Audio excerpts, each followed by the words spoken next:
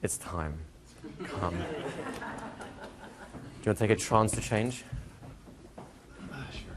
So, Paul, just close your eyes and go into trance, because hypnosis is one of the most comfortable and relaxing experiences you can imagine. And as soon as that's right, you feel that happening even more than that. You'll find yourself going deeper and deeper, which means your mind begins to open up to all kinds of possibilities. And as soon as those possibilities begin to arise, you'll find that's it, your breathing begin to change, and you feel so comfortable.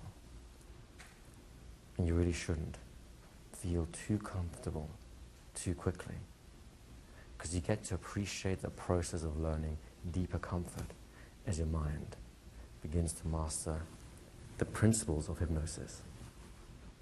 Now, as you sit there and that breathing continues, and your feelings continue to focus on comfort and relaxation, you'll notice that every time your thoughts go somewhere, that comfort and relaxation continues to deepen, which means your unconscious really can listen and learn and grow, so that when it's your turn to do hypnosis, that's right, things will come from inside that you didn't even know were there. Your ability to hypnotize with an intensity of passion, to do something positive and good for someone else, will continue to improve to the point where it's not only easy, but it's one of the most profound experiences that your subjects have ever experienced. And you know what I mean by that now, do you not?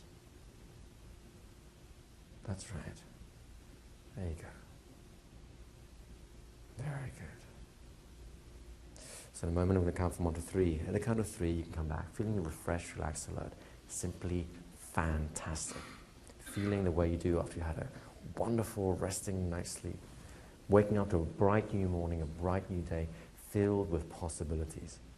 Knowing that something inside you is waking up, bringing with it a new skill in hypnosis. So, ready to do that now. 1, coming up slowly. 2. Notice your breathing shifting, that's it. Bring some breathing back into your attention to your body. And 3, open your eyes, feeling refreshed, relaxed, alert. Simply fantastic. How are you doing? We're good. You did great. You did a really good job. It's not bad, is it? No. Whew. You can forget all about all this lot. Give him a nice round of applause.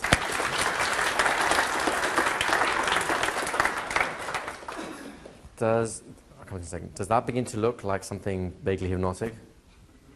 And you can do that, right? There's nothing in what happened there that you haven't done already in some piece or fashion, right? It's no brainer. Go ahead, Susan. I find it difficult not to go into trance myself when I'm the operator. That's great. Well, the problem is, I don't know how much I've been doing this for a few years, and I really have to guard against it, because I'm supposed to be watching the client and feeding back some of those things to the client. So, well, if I get where you're going from, and do you realize that I didn't know that any of you existed whilst I was talking to Paul? It's called a negative hallucination. It happens in trance. So I would actually encourage you to go into hypnosis, because you do better. I think you do better work that way. So I wouldn't keep out of it. I'd go through it and do better with it. Now, something strange happens at that point. I've had sessions with clients where I've come up with something, some metaphor or something, just on the fly because it felt like the right thing to say, and it kind of felt good saying it. And they come back out and say, "How did you know to talk about owls? My grandma had an owl and I used to love them." And I was like, I didn't know. But somehow it just fit the scene. Now, I know for a fact, and here's something else, by the way. You guys may be shocked to hear this. When people ask me to hypnotize them, you know what my first reaction is? Fuck, I don't know anything. Seriously, like, what do? My mind is literally, I have no access to any information about hypnosis. You know why that is? There you go, state-dependent learning. All my hypnotic memories are encoded in trance. So in order for me to do trance, I have to go there first. And it's great because I know that all I have to do is shift, and it's all going to be there for me. It's not going to be there constantly bumping into my mind. And I also recognize that if I get like performance anxiety, it's just like, oh, gotta get myself ready, gotta get a little bit of H+. H+ gets me ready. And then everything else comes out from that point. Does that make sense to you guys? So, I mean, unless there's a problem, unless you're actually drooling yourself on the floor, and your client starts going, wake up, wake up. What was that thing you said after deeper? At that point, I could see a little problem occurring. But if that's not happening, then I would encourage it. Go ahead. Would it mean the same thing if you were working with trauma patients? With trauma patients? Yes. I do hypnosis with everyone. Should you be more alert, or yourself, should you be more alert, or you can still be in a state of I trance? personally, this is how I do it. I will go into trance with everyone I hypnotize, otherwise I can't. Seriously. I make every classical schoolboy error. If there's such things as schoolboy that learns hypnosis. I make every classic schoolboy error when I am not in trance trying to do hypnosis. I think too hard, I try too much.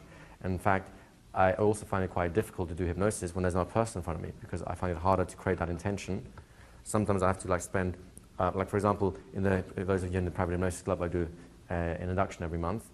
Well, I have to spend sometimes up to an hour in self-hypnosis to get myself to hallucinate a person, to be able to put them in trance and then record it. Because otherwise I can't do it. I really cannot do it. And Cliff will attest to this. He's always bugging me, when's the induction coming? It's like, no, I don't know anything about hypnosis. But once I get myself ready, and if I actually have a real person in the room, it's easy. So I would go into hypnosis every time. And it helps the whole intention thing, the H+ thing.